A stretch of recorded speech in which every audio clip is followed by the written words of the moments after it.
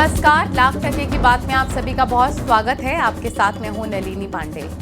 नमस्कार, मैं हूं आपके साथ में मनदीप। लाख टके की बात में आज बात होगी कानून व्यवस्था से खिलवाड़ करने वालों के लिए। सीएम ने एक घटना का जिक्र कर कहा कि लातों के भूत बातों से नहीं मानते। उसके बाद आपको बताएंगे एनसीईआरटी सिलेबस में बदलाव पर मौलाना शहाबुद्दीन बरेलवी ने क्या बयान दिया है और कैसे बीजेपी और साधु संतों ने उन पर नाराजगी व्यक्त की है। साथ ही बात करेंगे यूपी पंचायत चुनाव की तैयारी तेज हो चुकी है। आज से पंचायत चुनाव के लिए परिसीमन और वोटर लिस्ट रिवीजन शुरू हो गया है। फिर जानेंगे जलालुद्दीन उर्फ छांगुर के खिलाफ मौलाना बरेलवी ने फतवा जारी कर दिया है। मुस्लिम समाज से अपील की है छांगुर का सामाजिक बहिष्कार किया जाए। अब आपको खबरें दिखाते हैं विस्तार से।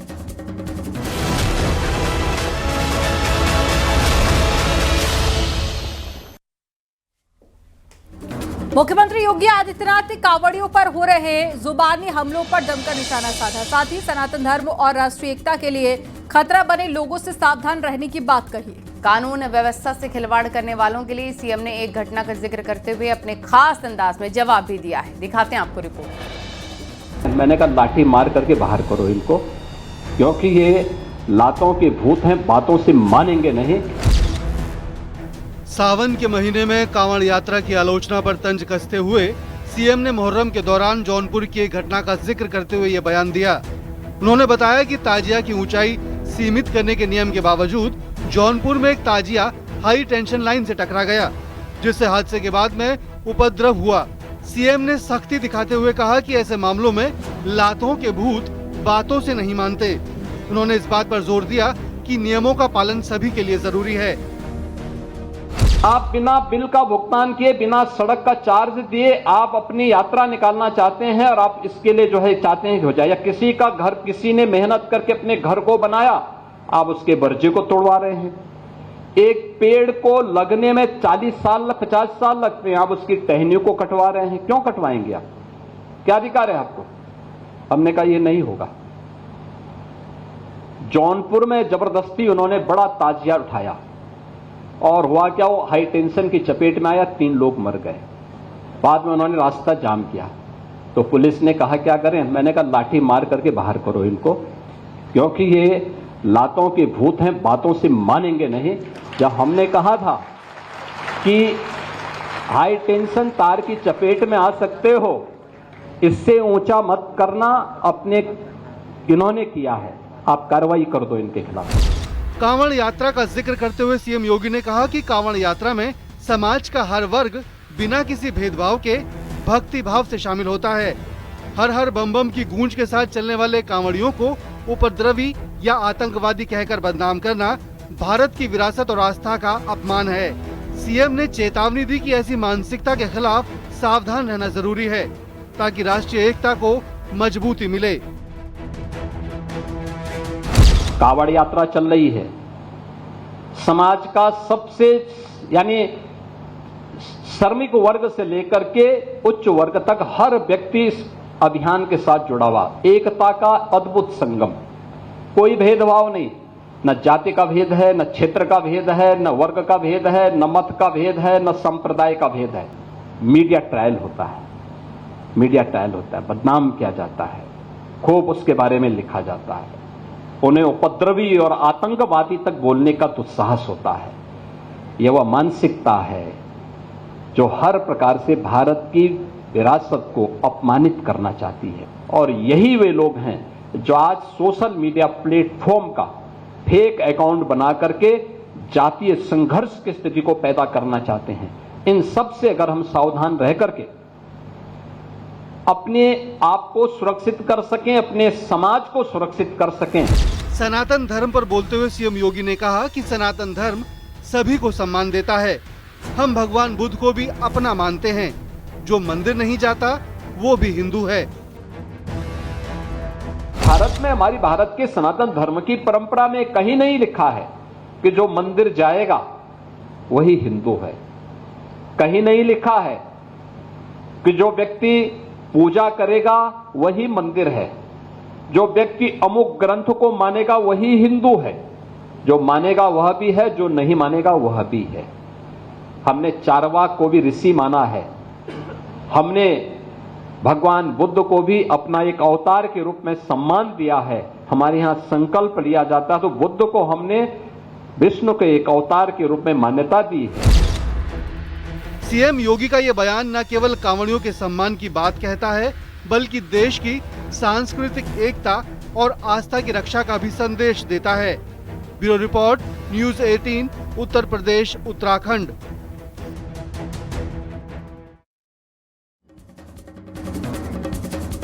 कांवड़ और ताजिया को लेकर एसपी सांसद वीरेंद्र सिंह ने बड़ा बयान दिया। उनका कहना है कि बीजेपी हिंदू मुस्लिम के खिलाफ नफरत का माहौल बना रखी है। बीजेपी नफरत फैलाने का काम करती है। वहीं मंत्री रघुराज सिंह ने कांवड़ यात्रा का विरोध करने वालों पर विवादित बयान दिया। उन्होंने कहा कि सरकार में कांवड़ियों को कोई छू भी नहीं सकता। बता दीजिए कि समाजवादी पार्टी के सरकार में कांवड़ियों के ऊपर जो है कि पत्थर फेंकी गई। एक उदाहरण, ये चूंकि भारतीय जनता पार्टी इस तरीके का वातावरण बनाती है, हिंदू मुसलमानों के बीच में इस तरीके से नफरत पैदा कर देती है कि वो नफरत के कारण कुछ लोग हर धर्म में होते हैं जो उत्तेजना फैलाते हैं, उत्तेजित होते हैं। तो ये काम वातावरण बनाने से होता है। ये काम जो है कि सरकार के कार्यशैली से होता है। मैंने आपको उदाहरण दे दिया। अभी रथ यात्रा बनारस में चली है। अभी रथ यात्रा जो है कि अभी वहाँ पे सावन में मेले लग रहे हैं। क्या मजाल है कि कोई मुसलमान की जो है कि किसी आपत्ति करे? सब फूल बरसाते हैं। इतना बड़ा भी नेता हो, चाहे एसटी हसन हो चाहे वेस्टी हसन हो, पता चल जाएगा, औकात पता चल जाएगी। क्यों कांवड़ वालों को कोई छू नहीं सकता। पहले कांवड़ वालों पर पत्थर मारे जाते थे, कांवड़ वालों पर डंडे मारे जाते। आज कांवड़ पे आदरणीय योगी जी की पुलिस, आज आदरणीय योगी जी की सरकार फूल बरसा करती है। क्योंकि हमारा हिंदुस्तान में हिंदू धर्म, सनातन धर्म 80-90% लोग हैं। ये केवल 10% लोग इस बात को कहेंगे और उन लोगों का देश नहीं है जो अपने धर्म के नहीं रहे। ये जितने मुसलमान हैं 99% कन्वर्टेड हैं और ये हिंदू न रह सके। और ये औरंगजेब के टाइम में ये सब मुसलमान हो गए। तो ये अधवरिया हैं, ना तो ये हिंदू हैं ना मुसलमान हैं, ये खच्चर के रूप में हो गए। ऐसी स्थिति। और यूपी में पंचायत चुनाव के लिए हलचल तेज हो गई है। पंचायती राज विभाग ने पंचायतों के परिसीमन की प्रक्रिया और राज्य निर्वाचन आयोग वोटर लिस्ट के रिवीजन की कवायद शुरू कर दी है। विधानसभा चुनाव से पहले यूपी में पंचायत चुनाव सभी राजनीतिक दलों के लिए सेमीफाइनल बताए जा रहे हैं। सभी राजनीतिक दल पंचायत चुनावों में अपनी ताकत दिखाने के लिए जोर शोर से जुटे हुए हैं।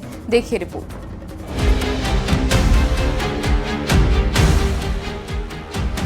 अगले साल मार्च अप्रैल में संभावित पंचायत चुनावों को लेकर हलचल शुरू हो गई है। पंचायती राज विभाग ने पंचायतों के परिसीमन की प्रक्रिया और राज्य निर्वाचन आयोग वोटर लिस्ट के रिवीजन की कवायद शुरू कर दी है। पंचायत चुनाव की तैयारियों में उत्तर प्रदेश में सरकारी महकमा जुटा हुआ है और आज से पंचायत चुनाव के लिहाज से परिसीमन और वोटर लिस्ट का रिवीजन शुरू आज से हो रहा है। इसकी तैयारियां शुरू हो गई हैं। आज से वोटर लिस्ट के रिवीजन की प्रक्रिया शुरू हो रही है और उसके बाद फिर ग्राम पंचायत स्तर पर जनसंख्या का निर्धारण, वार्डों में जनसंख्या का निर्धारण। पिछले 5 साल में पंचायत और निकायों में काफी फेरबदल हुआ है। सबसे पहले ग्राम पंचायत में जनसंख्या का निर्धारण होगा। दूसरे चरण में वार्डों का निर्धारण कर लिस्ट जारी होगी। वोटर लिस्ट के रिवीजन की शुरुआत शुरू हो गई है। 18 से 22 जुलाई 2025 तक ग्राम पंचायत जनसंख्या का आंकलन किया जाएगा। 23 से 28 जुलाई 2025 तक ग्राम पंचायत, क्षेत्र पंचायत, वार्ड की लिस्ट तैयार होगी। 29 जुलाई से 2 अगस्त 2025 तक पंचायतों पर आपत्तियां प्राप्त की जाएंगी। 3 से 5 अगस्त 2025 तक प्राप्त आपत्तियों का निस्तारण किया जाएगा। 6 से 10 अगस्त 2025 तक निर्वाचन क्षेत्रों की अंतिम सूची का प्रकाशन होगा। 5 साल में प्रदेश के पंचायतों और निकायों के स्वरूप में बदलाव हुआ है। इसका असर ग्राम पंचायतों और वार्ड की संख्या पर भी पड़ना तय है। यही वजह है कि पंचायती राज विभाग ने परिसीमन की प्रक्रिया शुरू की है। वहीं बीजेपी का दावा है कि पंचायत चुनावों के लिए तैयारियां जोरों पर है। देखिए, पंचायत चुनाव की सारी तैयारियां शुरू हो गई हैं। वार्डों का परिसीमन और वोटर लिस्ट के पुनरीक्षण का काम जगह जगह प्रारंभ हो चुका है और बहुत जल्दी ही ये प्रक्रिया पूरी हो जाएगी। भारतीय जनता पार्टी अपने स्तर पर पंचायत के चुनाव में और बड़ी जीत जैसे पिछली बार हासिल करी थी, उस जीत के इतिहास को और ज़्यादा भविष्य के चुनाव के परिणाम में परिवर्तित करेगी। इसलिए भारतीय जनता पार्टी का संगठन पूरी तरह से इस चुनाव के लिए तैयार है। यूपी में अगले साल होने वाले त्रिस्तरीय पंचायत चुनाव की तैयारियां तेज हैं। विधानसभा चुनाव से पहले यूपी में पंचायत चुनाव सभी राजनीतिक दलों के लिए सेमीफाइनल बनता जा रहा है। सभी राजनीतिक दल पंचायत चुनावों में अपनी ताकत दिखाने के लिए जोर शोर से जुटे हुए हैं। तरीके से सरकारी अमला आगामी पंचायत चुनाव की तैयारियों में जुट चुका है और ये पंचायत चुनाव अप्रैल और मई माह में प्रस्तावित हैं। कैमरामैन अनिल के साथ संकेत मिश्रा, न्यूज़ 18 लखनऊ। उत्तराखंड में पंचायत चुनाव के सेकेंड फेज के लिए चुनाव चिन्ह बांटने का सिलसिला शुरू हो चुका है। प्रत्याशी बड़े मजेदार और गुदगुदाने वाले चुनाव चिन्ह लेकर अपने लिए वोट मांगते दिखे। किसी प्रत्याशी के हाथ आम, अनार, अंगूर, अनानास और आइसक्रीम जैसी खाने पीने की चीजें लगी हैं, तो कोई ईंट, अंगूठी, कुल्हाड़ी, कलम, दवात, पेन और साथ ही उगता हुआ सूरज, कप प्लेट जैसे चुनाव चिन्हों से संतुष्ट दिखा। आपको रिपोर्ट दिखाते हैं।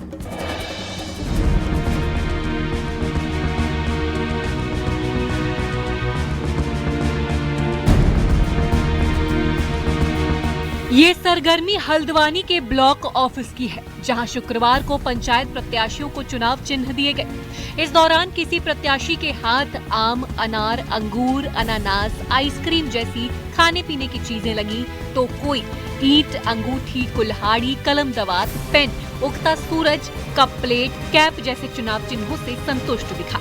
लेकिन इन मजेदार चुनाव चिन्हों को लेकर प्रत्याशियों के अनोखे दावे भी देखने को मिले। मैं पंजियाली से चुनाव लड़ रही हूँ। मुझे चुनाव चिन्ह ईंट मिला है और इस चुनाव चिन्ह से मैं बहुत खुश हूँ। बहुत अच्छा है, अपने विरोधियों की ईंट से ईंट बजाऊंगी। ग्राम प्रधान पद के लिए लड़ रही हूँ और मेरा चुनाव चिन्ह आइसक्रीम है। जैसे आइसक्रीम मुंह में डालते ही एक अलग सी ठंडक और मिठास होती है, वैसे ही मैंने भी सोची है कि अगर जनता मुझ पर विश्वास जताती है तो मैं अपनी ग्राम सभा में ऐसे ही नाम लेते ही मिठास आ जाए लोगों के कि हाँ, हमारे नया चेहरा। क्षेत्र से यह चुनाव चिन्ह प्राप्त हुआ है, जो कि है अनार। तो साथ ही मैं कहूँगा, अनार जैसा आप जानते हैं स्वास्थ्य के लिए भी काफ़ी फायदेमंद है और क्षेत्र के लिए भी, सभी व्यक्तियों के लिए जिस प्रकार अनार फायदेमंद होता है, उसी प्रकार चरित मोहन क्षेत्र पंचायत सदस्य के रूप में क्षेत्र के लिए मैं भी विशेष कार्य करके उनको फायदा और स्वास्थ्य संबंधी सारी जो भी समस्याएं हैं निजात दिलाने की पूरी कोशिश करूँगा। जाहिर है ये चुनाव चिन्ह गुदगुदाने वाले हैं, लेकिन यही चुनाव चिन्ह इन प्रत्याशियों के भाग्य का भी फैसला करेंगे। ऐसे में प्रत्याशियों ने चुनाव चिन्ह मिलते ही इन्हें खरीदने में भी देर नहीं की। पहले फेज के लिए जहां 24 जुलाई को मतदान है, तो दूसरे फेज के लिए 28 जुलाई को, जबकि 31 जुलाई को नतीजे घोषित होंगे। ऐसे में नतीजे अपने पक्ष में आए, इसके लिए प्रत्याशियों को चुनाव चिन्ह की तस्वीर मतदाताओं के दिल और दिमाग में उतारनी होगी। इसलिए बिना देर किए प्रत्याशी ब्लॉक दफ्तरों के बाहर से ही बंडल के बंडल चुनाव चिन्ह खरीद कर अपने साथ ले गए। हल्द्वानी से न्यूज़ 18 के लिए शैलेंद्र नेगी की रिपोर्ट।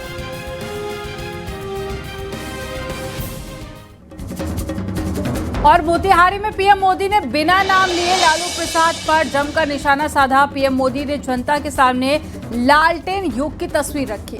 पीएम मोदी ने कहा, आरजेडी के लोग रोजगार नहीं दे सकते, वे आपकी जमीन अपने नाम करा सकते हैं। पीएम के इस बयान पर सियासत गर्मा गई है। आरजेडी के वो लोग आपको कभी रोजगार नहीं दे सकते।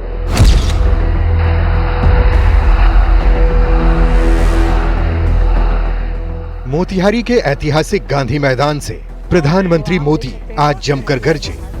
प्रधानमंत्री मोदी ने जनता के सामने लालटेन युग की तस्वीर रखी और फिर जनता को उम्मीद की नई रोशनी दिखाई।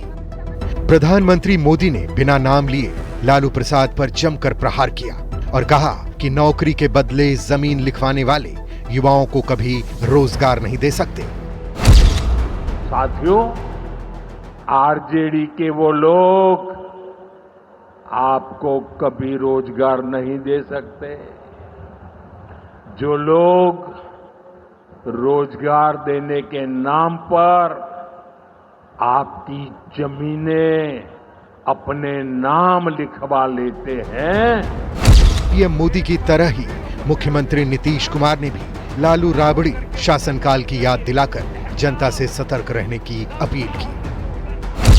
सबसे पहले जो एनडीए का बीजेपी और जनता दल यू की जो सरकार बनी, तो उसके पहले जो सरकार थी उसका क्या हाल था? कोई काम नहीं होता था, कुछ भी, और इतना बुरा हाल था।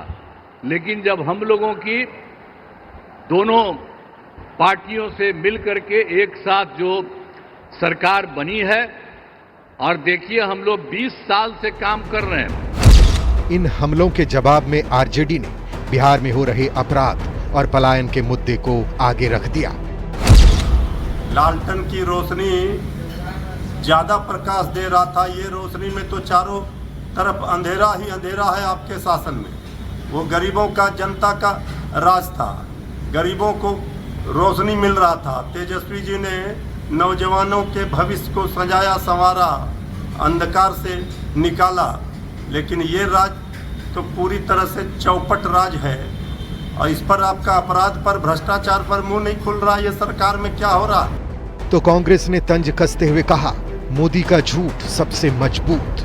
खुद वादा किया था कि इसी चीनी मिल की बनी चीनी की चाय पी के जाऊंगा। 4 साल पहले ये महा झूठ फेंका था। सहयोग मिल रहा है तो चालू हो जाना चाहिए। बगल का चकिया चीनी मिल भी चालू हो जाना चाहिए। सिर्फ झूठ बोलिएगा। 4 साल पहले भी झूठ, 1 साल पहले भी झूठ, अब की बार आए तो भी झूठ, आगे आइएगा तो भी झूठ। मेरा झूठ सबसे मजबूत। वाह मोदी जी। मोतिहारी की सभा से प्रधानमंत्री मोदी लालू प्रसाद पर हमला कर रहे थे और दिल्ली में सुप्रीम कोर्ट लालू प्रसाद के मामले पर सुनवाई कर रहा था। सुप्रीम कोर्ट ने हाई कोर्ट में चल रही सुनवाई में हस्तक्षेप करने से इनकार कर लालू प्रसाद को बड़ा झटका दे दिया है। लालू प्रसाद के लिए लैंड फॉर जॉब मामले में सियासी प्रहारों के साथ कानूनी कार्रवाई भी परेशानी की सबब बनी हुई है। न्यूज़ 18 के लिए मोतिहारी से संवाददाता शैलेंद्र के साथ पटना से विनीता मिश्रा की रिपोर्ट। लखनऊ और इसके आसपास के जिलों के लोगों के लिए एक खुशखबरी सामने आई है। गोमती नगर रेलवे स्टेशन से अब 2 नई अमृत भारत एक्सप्रेस ट्रेनें चलेंगी। पीएम मोदी ने बिहार के मोतिहारी से हरी झंडी दिखाकर इन ट्रेनों को रवाना किया है। ये आधुनिक ट्रेनें उत्तर प्रदेश को पश्चिम बंगाल के मालदा टाउन और साथ ही बिहार के दरभंगा से जोड़ेंगी। इनके अलावा एक तीसरी अमृत भारत एक्सप्रेस भी शुरू हो गई है, जो बिहार के बापूधाम मोतिहारी से चलकर लखनऊ होते हुए दिल्ली के आनंद विहार तक जाएगी। मालदा टाउन से गोमती नगर अमृत भारत एक्सप्रेस हर गुरुवार शाम 7:25 बजे मालदा टाउन से चलेगी और शुक्रवार को दोपहर 3:40 पर गोमती नगर पहुंच जाएगी। वापसी में ये ट्रेन हर शुक्रवार को शाम को 6:40 पर गोमती नगर से रवाना होगी और शनिवार को शाम 4:40 पर मालदा टाउन पहुंचेगी। ये ट्रेन न्यू फरक्का, बरहवा और साथ ही साहिबगंज, भागलपुर, गया और वाराणसी और साथ ही अयोध्या कैंट जैसे प्रमुख स्टेशनों पर भी रुकेगी।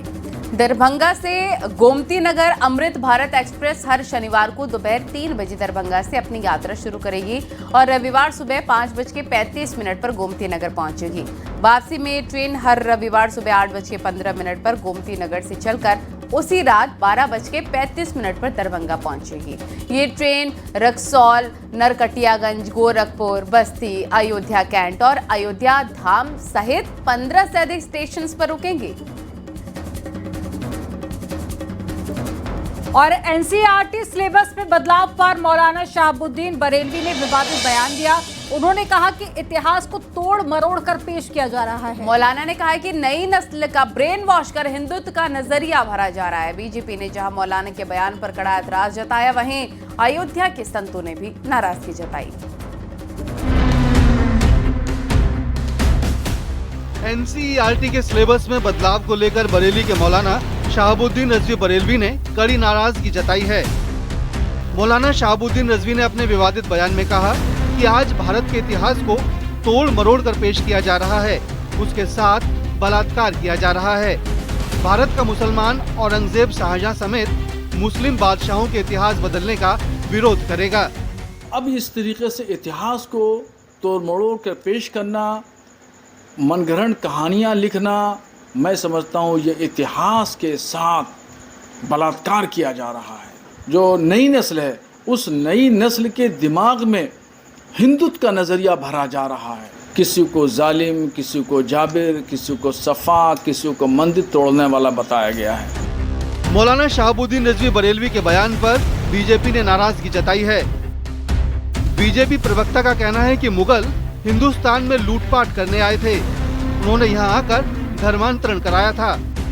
शहाबुद्दीन रिजवी बरेलवी मुगल देश के शासक नहीं थे बल्कि आक्रांता थे, जो इस देश में लूटपाट करने आए थे, धर्मांतरण करने आए थे, जो इस देश की संपत्ति को लूटकर अपने देश ले जाने आए थे। उन्हें मुस्लिम कह के सारे मुस्लिमों को आक्रांता बताने का पाप कर रहे हैं आप। मौलाना के बयान पर अयोध्या के संतों ने भी नाराजगी जताई है। एनसीईआरटी के तहत जिस प्रकार से एक अमूलचूल परिवर्तन माननीय देश के यशस्वी प्रधानमंत्री जी के नेतृत्व में किया जा रहा है, यह काम पहले ही होना चाहिए था। सनातन बहुत पुराना है। आपका इतिहास कितने दिनों का है? अरे रिजवी साहब, आप लोगों ने सनातन धर्म की व्यवस्था को तोड़ मड़ोड़ करके खत्म कर दिया था। अब जारी हैं, रुकेंगे छोटे से ब्रेक के लिए। आप देखते रहिए न्यूज़ सिटी।